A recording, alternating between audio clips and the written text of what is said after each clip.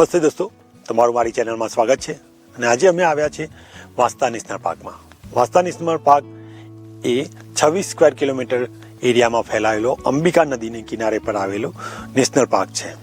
એ 1979માં એની national park તરીકે સ્થાપના થઈ હતી. તો હવે આપણે સવાલ આવે કે નેશનલ પાર્ક એટલે રાષ્ટ્રીય ઉદ્યાન જે છે એ ગુજરાતમાં છે કેટલા? તો ગુજરાતની અંદર 4 રાષ્ટ્રીય ઉદ્યાન છે અથવા નેશનલ પાર્ક છે. સૌથી પહેલા જેને તમે બધાને ખબર જ હશે અને એ છે ગીર નેશનલ પાર્ક, કે જ્યાં એશિયાટિક લાયન એટલે એશિયાના સિંહો આખા ભારતમાં કે આખા વિશ્વમાં ખાલી ત્યાં જ દેખાય છે. બીજું જે નેશનલ પાર્ક છે એ છે બ્લેકબક નેશનલ પાર્ક, વેરાવદર ભાવનગરની અંદર, જેની અંદર કાળિયાર રાષ્ટ્રીય ઉદ્યાન પણ કહેવામાં આવે છે અને એ છે ભાવનગરની નજીક. ત્રીજું નેશનલ પાર્ક જે છે એને મરીન નેશનલ પાર્ક કહેવામાં આવે છે અને એ જામનગરની નજીક નરારામાં આવેલું હોય છે. અને ચોથું નેશનલ પાર્ક જ્યાં અમે આજે આવ્યા છીએ. તો આ નેશનલ પાર્ક તમે વિઝિટ કરજો, તમને જરૂરથી મજા આવશે. હવે વાંસદા નેશનલ પાર્કની વાત કરીએ તો વાંસદા નેશનલ પાર્ક વાંસદાથી વઘઈ જવાના રસ્તા પર આવેલું છે. એટલે તમે કોઈ વાર સાપુતારાની મુલાકાત લેતા હોય તો તમને આ રસ્તામાં પડશે. તો વઘઈથી 2 કિલોમીટર પહેલા એનો એન્ટ્રી પોઈન્ટ છે. હવે અહીંયા આવીશું કેવી રીતે?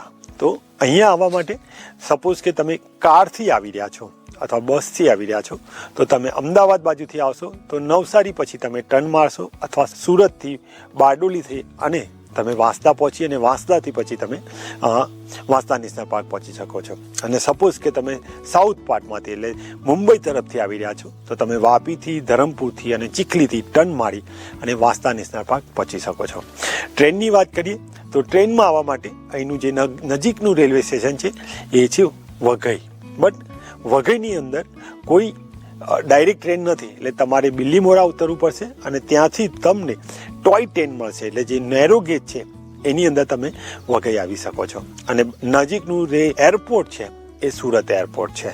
હવે વાંસદા નેશનલ પાર્કના એન્ટ્રીની વાત કરીએ તો વાંસદા નેશનલ પાર્કમાં એન્ટ્રીનો ચાર્જ છે 400 રૂપિયા, અને જો તમે કોઈ કેમેરો કેરી કરશો તો પર કેમેરો એનો 200 રૂપીસ છે. વાંસદા નેશનલ પાર્કમાં તમને અંદર વ્હીકલ વગર એટલે 4 વ્હીલર વગર એન્ટ્રી નહીં મળે. તો તમે જ્યારે પણ આવો તો તમારે અહીંયા 4 વ્હીલરની જરૂર પડશે. હવે વાંસદા નેશનલ પાર્ક ક્યારે વિઝિટ કરવી એની વાત કરીએ તો વાંસદા નેશનલ પાર્ક એ નેશનલ પાર્ક હોવાથી એ 15મી જૂનથી લઈને 15મી ઓક્ટોબર સુધી બંધ રહી છે. એટલે એ દરમિયાન આ પાર્કમાં તમને એન્ટ્રી નહીં મળે. હવે તો ખુલે 15મી ઓક્ટોબર પછી જ્યારે આ પાર્ક ખુલે ત્યારે આપણે વિઝિટ કરી શકીએ છીએ. તો હવે તમે નેચર લવર હો, તમે એક્સપ્લોરર હો તો ઓક્ટોબરથી લઈને 15મી જૂન સુધી તમે આને ગમે ત્યારે વિઝિટ કરી શકો છો. અંદર જશો તમને બહુ સરસ જંગલની ફિલિંગ આવશે અને તમે એને એન્જોય કરશો. જો તમે બર્ડ વોચર છો તો પણ તમે કોઈ પણ સિઝનમાં આવી અને એને એન્જોય કરી શકો છો. પણ જો તમે બર્ડ ફોટોગ્રાફર છો તો હું તમને એડવાઇસ કરીશ કે તમે ફેબ્રુઆરી મહિના પછી અહીંયા આવવાનો પ્રયત્ન કરજો. કારણ કે ફેબ્રુઆરી મહિના પછી અહીંયા પાનખર જંગલ હોવાથી પાંદડા ખરી જશે અને તમને જંગલનો વ્યૂ વધારે આવશે, જેનાથી તમે સારી રીતે બર્ડ્સ જોઈ શકશો.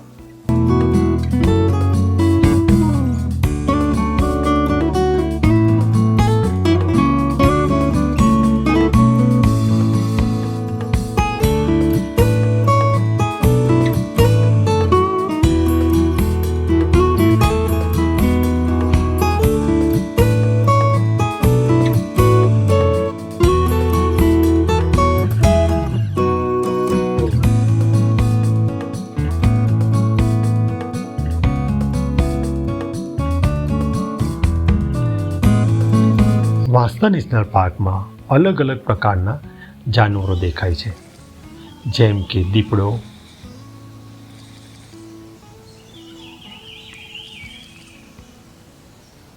હરણ, બાર્કિંગ ડિયર અને વર્ષ 2020માં પ્રથમવાર અહીંયા ભારતીય જંગલી કૂતરો પણ દેખાયો હતો.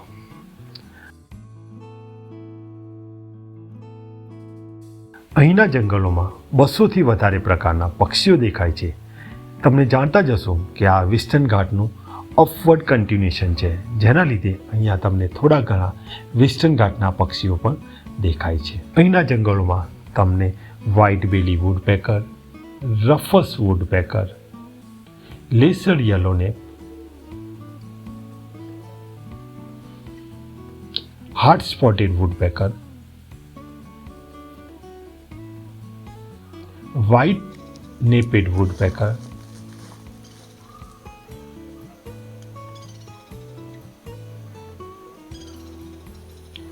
મલાબાર ફ્લેમબેક,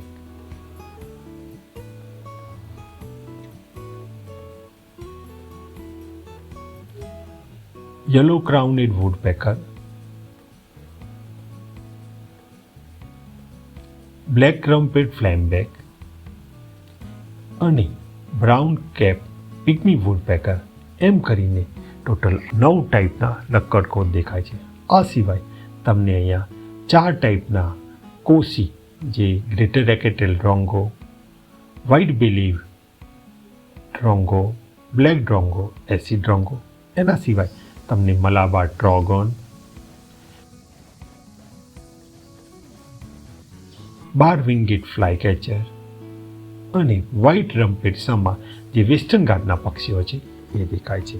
આ સિવાય તમને શિયાળુ અને ઉનાળુ પ્રવાસી પક્ષીઓ પણ અહીંયા દેખાય છે. આના સિવાય તમે જે પક્ષીઓ પરમિનન્ટ રહેવાસી, જેમ કે ગ્રે જંગલ fall, Indian paradise fly catcher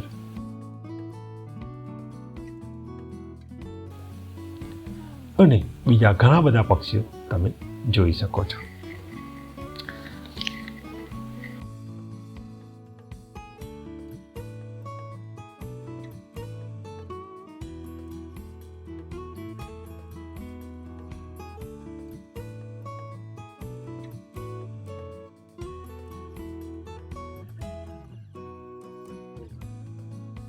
અહીંના જંગલમાં તમને આશરે 450 પ્રકારના વૃક્ષો દેખાશે, જેમાં મુખ્યત્વે વાંસ, સાગ, સાદડ, કદમ, ટીમરો, મહુડો, બેહડો, ઉમરો, સીમણો વગેરેના વૃક્ષો દેખાય છે.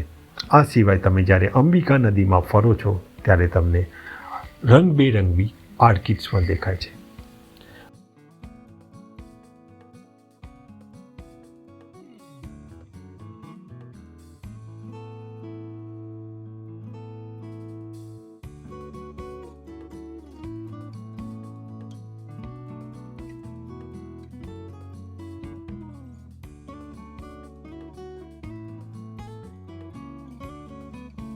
અહીંના જંગલમાં આના સિવાય તમને પતંગિયા, વાણિયા અને બીજા બધા જીવજંતુ પણ જોઈ શકો છો.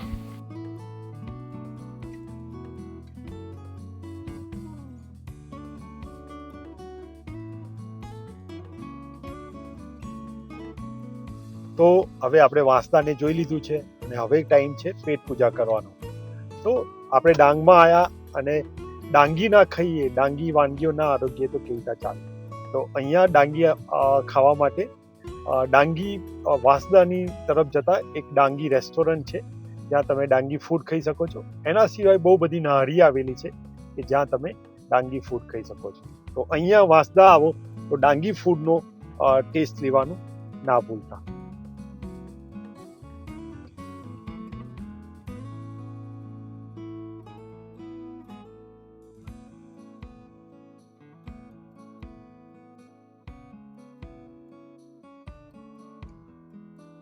હવે આપણે જોઈશું કે વાંસદા નેશનલ પાર્કમાં આપણે ક્યાં રોકાઈશું. વાંસદા નેશનલ પાર્કમાં 2 ગવર્મેન્ટ સાઇટો છે. એમાં પહેલી છે કિલાડ કેમ્પ સાઇટ છે. એક સારી સાઇટ છે કે જ્યાં નદીના કાંઠે ફોરેસ્ટ ડિપાર્ટમેન્ટના ગેસ્ટ હાઉસ છે, જેની અંદર તમે રોકાઈ શકો છો. બીજું જે છે એ ફોરેસ્ટ નિગમનું વની ઇકો ડેમ છે. એ વાંસદા નેશનલ પાર્કથી 4-5 કિલોમીટર દૂર આવેલું છે. ત્યાં પણ તમે રોકાઈ શકો છો. આના સિવાય બીજી બહુ બધી નાની મોટી સાઇટ્સ પણ આવેલી છે, હોટેલ્સ આવેલી છે કે જેની અંદર તમે રોકાઈ શકો છો. હવે વાત કરીએ કે વાંસદા નેશનલ પાર્ક આવે તો આપણે બીજું શું જોઈ શકીએ છીએ. વાંસદા નેશનલ પાર્કની એકદમ નજીક આવેલું છે ગીરા વોટરફોલ, ગીરાનો ધોધ. એ બહુ જ સરસ હોય છે જ્યારે તમે એને ચોમાસામાં જુઓ છો, પણ ચોમાસામાં પાર્ક બંધ હોય છે.